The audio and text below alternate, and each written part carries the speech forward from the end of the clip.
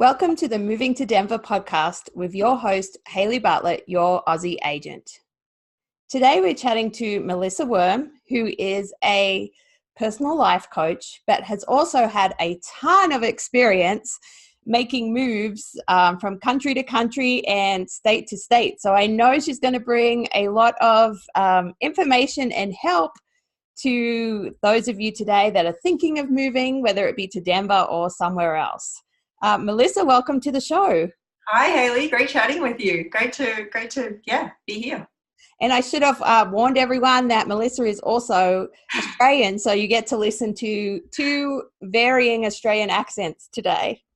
That's right. From different parts of Australia. So you can listen in and say, okay, I can hear some differences, but yes, both Australian. Right. It is true. We do have differences in our accents from one side of the country to the other. That's right. Sure. Yes. So, Melissa, tell us a little bit about yourself to start with. So, I guess we want to hear about the moving part of me. So, from Australia, on the west coast of Australia, Perth is my home. That's where all of my family is. And I was there for the majority of my life until about 10 years ago when my husband's work gave us an opportunity to move to the east coast of Australia. We had been married a short time, and his boss came to him and said, "How are you like with change? How do you do with change?" And we both went, "Okay, I think we better kind of embrace this change because it seems like an opportunity." So we did. We left Perth and we moved to Queensland, which is the Gold Coast, happened to be north of Brisbane, beautiful part of the world, lots of beaches, lots of sunshine. It's very transient too. So people go for holidays. When we told our friends we were moving to the Gold Coast, they thought we were crazy. Like that's a holiday destination, not somewhere to live. It was a challenging move in terms of first time moving. Like we were young. My husband was working for a joint venture and the head office was based in Charleston, South Carolina. So that meant a lot of time for him traveling and long extended periods of time. So for me being left on my own. Right. So I had to deal with, okay, so what does this look like? And I'd done what I thought was a great thing. I stayed connected with my previous employer who was in Perth, and they set me up working from a home office in our new location, which was wonderful. I still had the certainty and security of this is my job, this is what I do. I've managed the people in my office, and now I get to sit in my own little office and do my thing. It was great until the 12-month mark where I just needed some real life where I was. Right. So I guess the advice from that is really connect with where you're living. It's great to be connected, and still they would fly me back once a quarter and I still had everything I needed there, but I really struggled to plant my feet where we were and make that home. So when you move, it's nice to start getting your roots settled as to where you are now. Right. And I think, so last week's episode and then some of my previous episodes, I think that is a big thing with all of us that have done these crazy moves is to plant some roots like as soon as you can, because it really does help you to feel more comfortable. It does. It gets you, you need your new norm. And when you're going back to the old, it's great and you need to continue that, but you really need roots where you are. Right. So that was a big takeaway. We were there for a couple of years and started to meet people, started to really put myself out there. Okay, I'm new here. I really want to meet some people. So I transitioned and started working in a local law firm. It was a great thing to do because I was able to really get my roots settled. These are the people, this is where I am, my husband's away, but this is my place now. So that was good. Really comfortable, really good there. And then we get guess what? It's time to move to France. That was exciting, scary, all of those things. So it was a choice. It wasn't you have to, but kind of for Korea, this makes sense. So let's do this. Neither of us spoke a word of French. Wish we had. Wish we'd studied Right, I bet. It would have been helpful. The Japanese that I did really didn't serve me moving to a European country. But we did, and we embraced it, and we moved in the summer, and I took everything that I had learned from our time from our first move and applied it immediately when we got there, knowing that this is going to be hard in a foreign speaking country where everything is different to me. The day my husband started work, I started learning French. I had enrolled before we got there, and I started every day going to school because it was my job to pay the bills. It was my job to be able to help us to live. And he was traveling and working, someone had to do it. And I'm great that I had that purpose. So I guess Right. Trying to find a purpose in a move too also helps. One, it makes us feel important and we've got a job to do, whether that's a physical work job that I've got to go to every day, or how can I find a bit of purpose in how do I navigate my new environment? How do I set my family up? Schools, all of those things, activities, finding a purpose to what you're there for. And mine was learning French. Fortunately, I had a passion for it. It was really hard. And there was a lot of tears. There's a lot of, oh my goodness, I'm never going to understand a word they say. This Oh is my so gosh. hard. But thankfully I kept going, and I listened to my podcast every day on the way home from the bus, and then one day it clicked. Thankfully. Thankfully. I know we went to Iceland a couple years ago, and then we were like, oh, we should move to Iceland. And one of the things is that you have to learn the language. And we start looking and we're like, no, this is not happening. That one is not an easy language either. Oh, yes. Yeah. Yeah.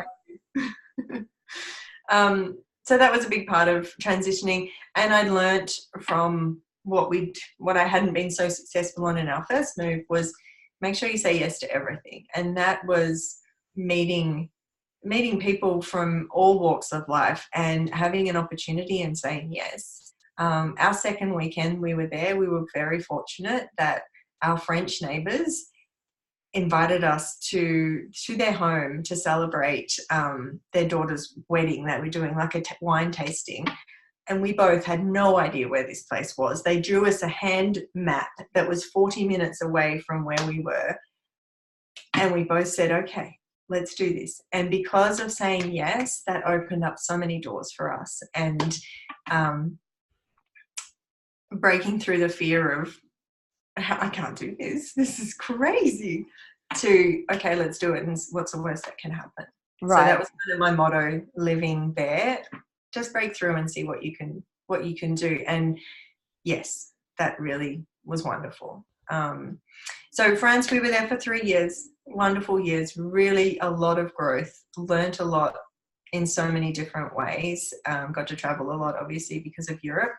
And then our contract came to an end, and we were, what are we going to do? And there was a job in in Doha, in Qatar, and we said yes. So that's where we moved to. So from amazing wine region in France to the desert, where wine is not something that you take with you or have. There was one wine liquor store that we had to have a license for, and my husband could go and buy the wine for us. So just to point out, very, very big cultural differences. Yes. So we went in with curiosity. Let's learn about this place and understand it and make the most of the experience we're going to have here. Challenges, obviously, big challenges in a different country like that. I was pregnant, 3 months pregnant with our first child, and had to find a doctor, medical system, all of those things. Really relied a lot on forums. Ask a lot of questions. When you move, you need to ask a lot of questions. So that's where you got pregnant. No, we got pregnant in France. Okay. We moved when I was 3 months pregnant. So this is where you're going to have the baby. Yes. Okay. And that was a choice. What do we do? Do we fly me back to Australia to have our first child? Wow. I have to be away from my husband for, a decent amount of time because there's 11 or 10 and a half hour flight difference. So there's risk in flying later on. I don't really want to be away from him. I want him to be included. Like, how do we work it out? So we just said, we're having our baby here. Okay, great. So we need to understand the medical system. We need to find a doctor. There was a lot to do around that in terms of things are very different. Wow, yeah. It was scary, but it was good. And it made me connect with other expat women there. So luckily I did find a group of ladies and we were all having our first babies. And so we really became a family of literally, where do I buy my cot? Where do I buy my my things that I'm going to need for my baby? And how do I get the best medical care? So we went through that together, and moving, if you let it, really allows you to become closer and make good relationships quicker if you're open to it, because you need it. Yes. You really need it. Yep. That is the truth for sure. Because usually, you're either by yourself or you just have your husband or you just have your husband and a kid. So it is very important to get out there and make those relationships. And people have said that to me before when they moved, like, well, I usually just hang out with family, and then you move and you don't have that anymore. So you have to find your family, here, the family dynamic that works for you here. That's right. The fun thing is you get to pick your family when you move away. You do. And you know that your family is always there for you when you need them, because that's a very big part of moving too, is to be able to connect back with the familiar and, reliving those experiences with family that will be there for you and listen. And then knowing that, okay, right here, right now, I need the real help. And that's a big part of it. So we were in Doha for 12 months. After that, we decided that it was a good time to leave. And there was a great opportunity, thankfully, back home in Australia. Hometown, first grandchild on both sides. So we moved home, took our beautiful baby boy with us, and transitioned back into our own country, which should be easy. Should be easy, right? You're moving home, everything's easy. Yeah, that's not what I hear. It was great on so many levels. It was great. We had the family that we'd been away from. We had all those things, but we'd also changed as people too. So a lot of that came with comparisons. Like, well, in France, we did this way, and in Doha, we did these experiences, and Perth, oh, I should know this. This is where I'm from, but I've changed. So there was learning things and reconnecting, because people have gone on with their life and you're going on with yours, but you're not at the same place when you come back. Right. You've got to find your rhythm again. So that meant new communities. It meant getting involved with the expat communities and meeting French friends. It meant meeting other people that were expats in my hometown. Right. Yep. To find that common ground of connection. That was big, moving back. So we were there for 2 years, and this is it. Family's here, grandparents are here, brother-in-law's here, everything's here. This is great. And then an opportunity came, head office in Columbus, Indiana.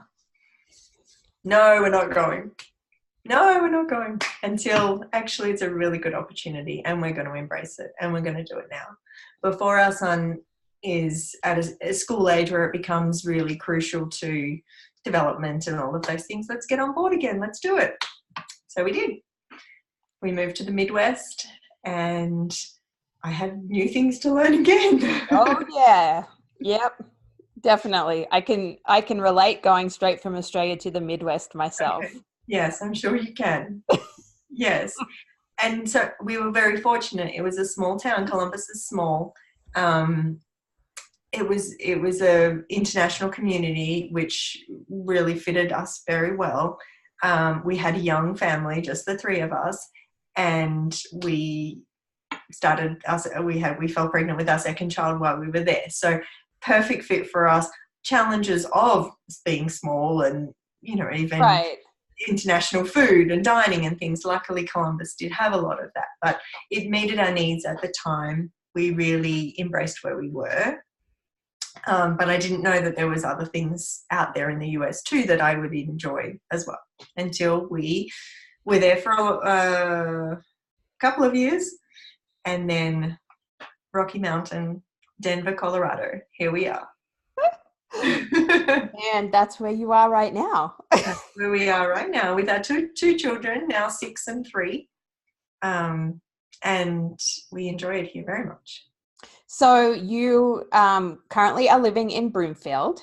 That's right. Which is on the north side of Denver, for those of you that may be listening and not sure about where everything is in Denver. Mm-hmm. So it's a very nice community on the north side of Denver. So Melissa, tell us a little bit about what you love about living in Broomfield and the community there. So Broomfield, I really enjoy the energy. I feel like it's Colorado in general is really outdoorsy, and health and fitness and lifestyle is important. I feel the energy of that here, which I really appreciate. It's nice to see everybody out on the trails and enjoying where they are. And the location. For us, Broomfield is a perfect fit for location. So we enjoy that, like the simple things. Broomfield's nice, and then you've got Westminster, you've got Louisville, that are stepping out of where you are, and it feels a little different, but it's 10-15 minutes maximum. Right. I guess the other big plus is being so close to Boulder, which is gorgeous for hiking and cafe, whatever you need. Hiking in particular for us, it is 25 minutes away, and we took some Australian friends that came over to visit. Hiking happened to snow in the morning, so we were hiking through this amazing snow 25 minutes from home, just so easy and accessible, and then the mountains so close by as well. So location for us is huge here. We love Broomfield for that. Yeah, and it's nice because it's close to downtown Denver. Like, you can jump on 36 and go to downtown Denver. It's close enough to the airport.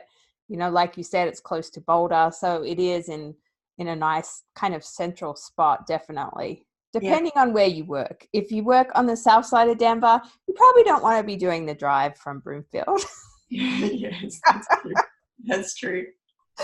Because Denver traffic can be something else sometimes. Yes, and I guess for me, that's probably one of the things I enjoy about Broomfield, is that because I don't work in the city and I don't have a need to go there, I feel like I'm in my own little bubble. And then when I do need to go downtown, it's like, oh yeah, this is what the other part of the world is like, but I don't have to go there. I can stay in my bubble, which I enjoy. Yeah. Yep. So going back to all of those moves that you did, what were some of the hardest parts and you've had so many transitions to make. So what were some of those kind of the most difficult things or the barriers that you found the hardest? Yeah, barriers, I think, is really the comparison that we naturally make as people. I did this in this place and that was nice, and now I can't do it here. We all go to that place within us. It's human nature. And I think if we turn it around and help it serve us, it's good. But if you live there in the comparison world, it's not so nice. So I think every move that you make, naturally you go back to the comparison. So that's a struggle. And leaving the relationships that you've made each place is, you work hard to form those relationships, and they can form really strong. So I guess I've made a commitment to myself, as much as I can with life and daily things, is to keep those relationships going, because that's a struggle when you move. I'm a very people person, and I love to be connected to people. And when you find yourself in a new situation, new environment, I'm like, where are my people? Right. Me here. Nobody's going to come and knock on my door. I've got to go out looking for them. And you kind of replay that in your mind again, like, okay, here I go again. I need to start looking for some new people. But it comes. I always think about Grey's Anatomy. I don't know, like, who watches that show. I do, but Okay. like, they have their people, like, Yes. you know, there's certain people that they're the ones that they go to whenever there's like just a True. disaster, or they're the ones they go to celebrate things. So I always think it is like important to have those people, you know, your people in your life. Yeah. I guess I'm just going to touch on that too. When you move, people have got their people, if that makes sense. Right. So one of the really helpful things, and it doesn't necessarily have to be the only thing, but if you can meet with someone who's moved at a similar time as you, and that can work with the forums that you get on or school, you have it straight away. Everybody relates to someone like them. And if you can make a connection to someone who's moved around a similar time, it's just something that you go, oh wow, we can explore together, or we can brainstorm something together. You don't have to have come from the same place, but if you meet at a similar time, again, it's not essential, but it's just something to look out for too. Definitely. Yep, that does help for sure. Do you have any other great advice for people that may be moving around, whether it be from one side of Denver to the other, or state or country? Yes. Any lessons that you can take away from any move that you've made, try and make them a strength into wherever you're going. The biggest thing I'm going to say as a lesson is, if you can wear a curiosity hat, it makes everything more doable. Right. Like, you move to a new place and you don't know why in Broomfield they do things differently to the other side of where you used to live. Like, it's different. Okay, so you can gripe about it, and I don't like this because it's different. Or if you put on a curiosity hat, like, okay, so why is this different? Help me understand. Ask questions, and be curious about it. And be curious in a way that you really want to know. And if you know, then you're learning and you're growing and you're feeling better about it, because I'm actually curious as to why it is this way. I think that is great advice for sure. And so lastly, you do quite a bit of work in your coaching life with people that are moving. Am I correct in that? Yeah, so big transitions, and moving is certainly one of those big transitions. So anything in life that's a big transition, I love to help people embrace what's in them and get them to where they need to be sooner, because there's so many challenges.